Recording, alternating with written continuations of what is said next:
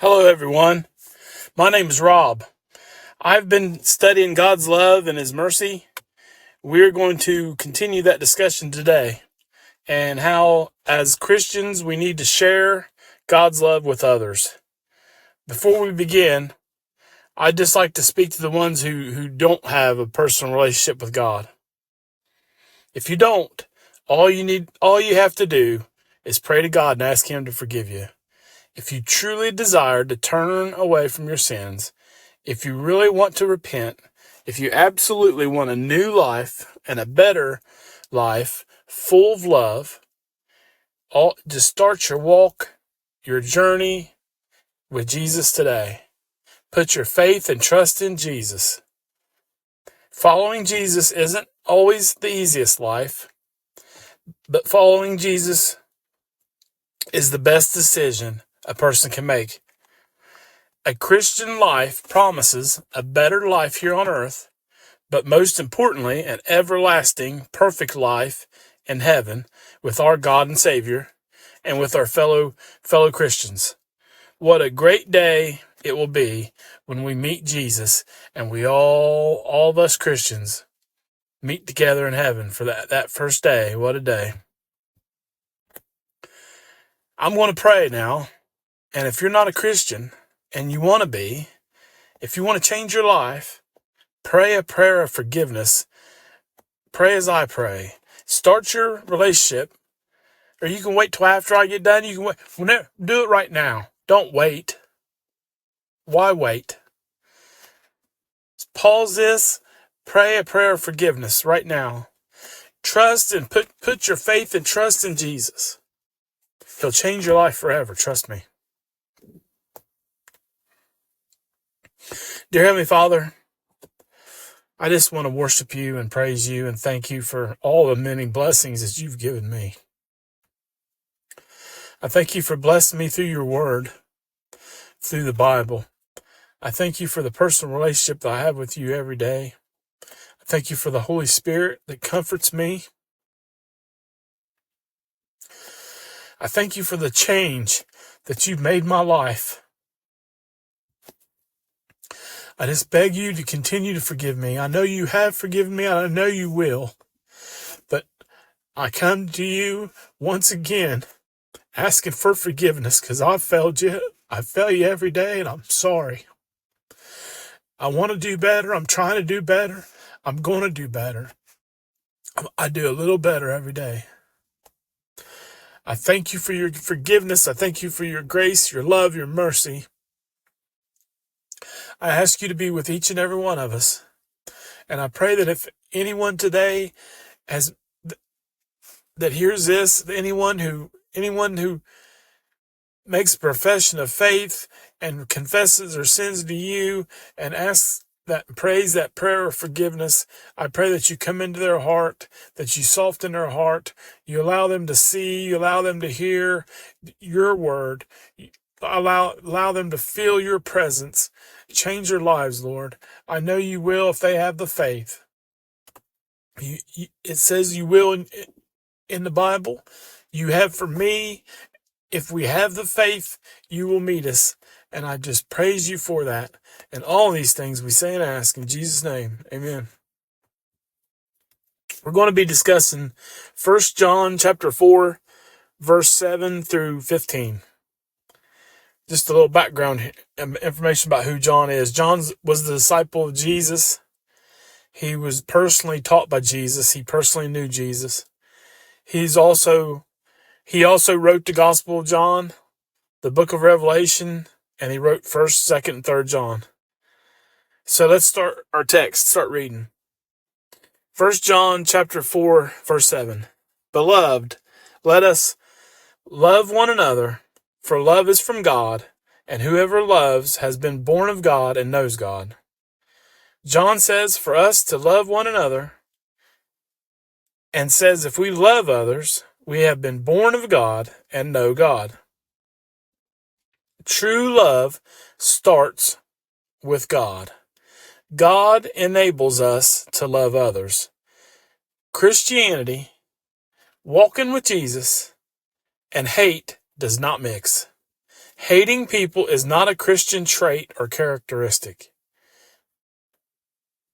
Sometimes we fail.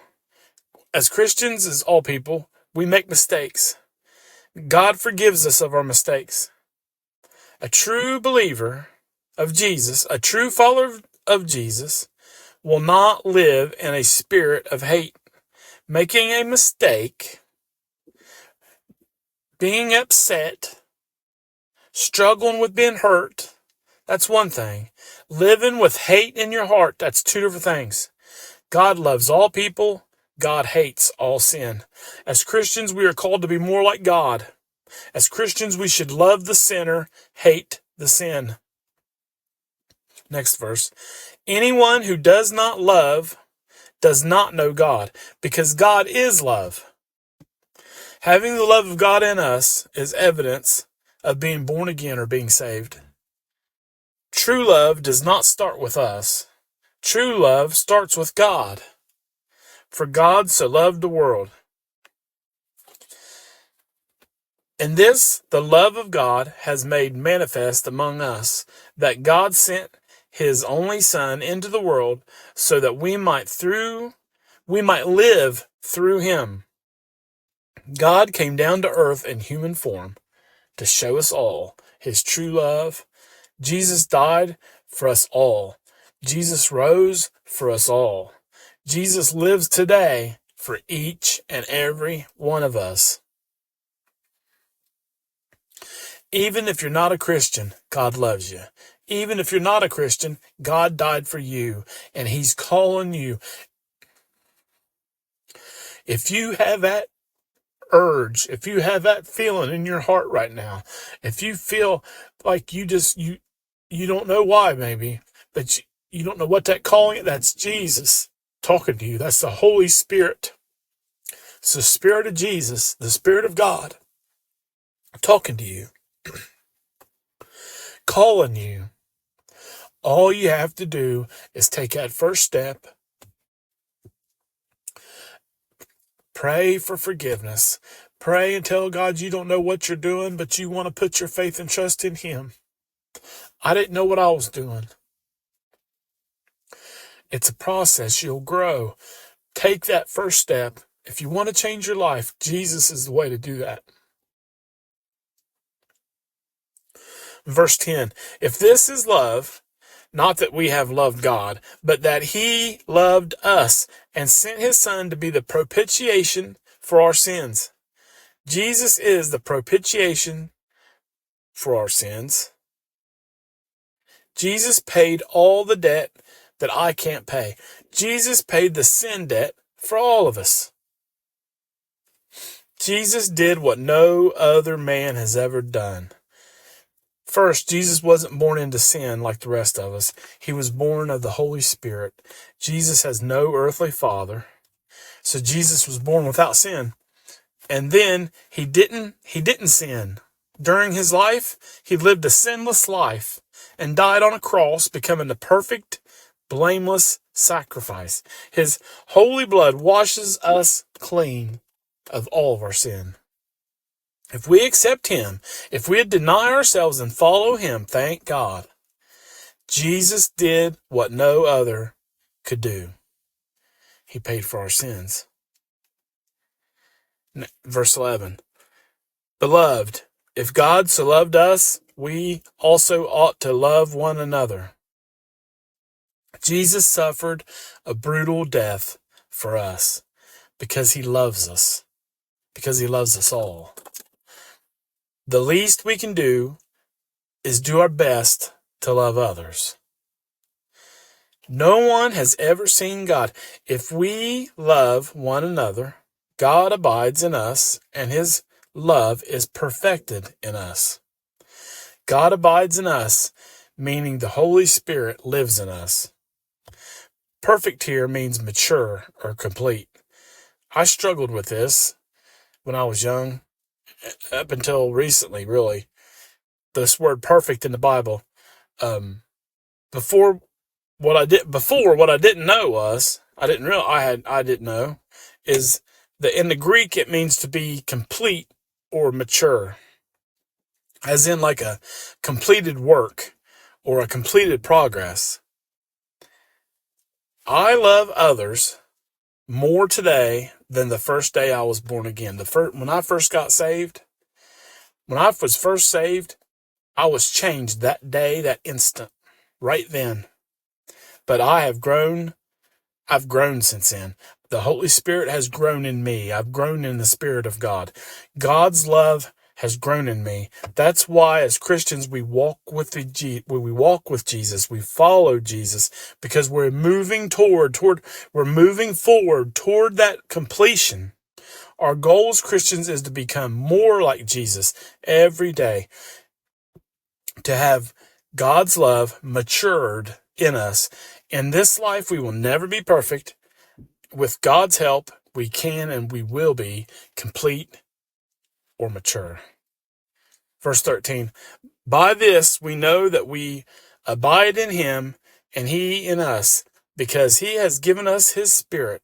Abide in him and he abides in us. We are to live in God's Spirit, and the Holy Spirit lives in us. Having Christ's love in us, sharing the love of Jesus with others, that shows that we are born again. It's evidence of being born again. Before I was a Christian, before I decided to follow Christ, I didn't love others. It changed me. When the Holy Spirit came into my life, it changed me. Verse 14, and we have seen and testify that the Father has sent his Son to be the Savior of the world. Whoever confesses that Jesus is the Son of God, God abides in him and he in God. Thank you, Jesus.